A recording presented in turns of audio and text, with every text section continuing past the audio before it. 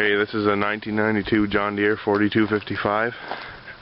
There's two types of these tractors made, some in Germany, some in the States. It's in fairly good shape, hardly any rust under the fenders. Got a Pronovo snowblower on it, dual auger.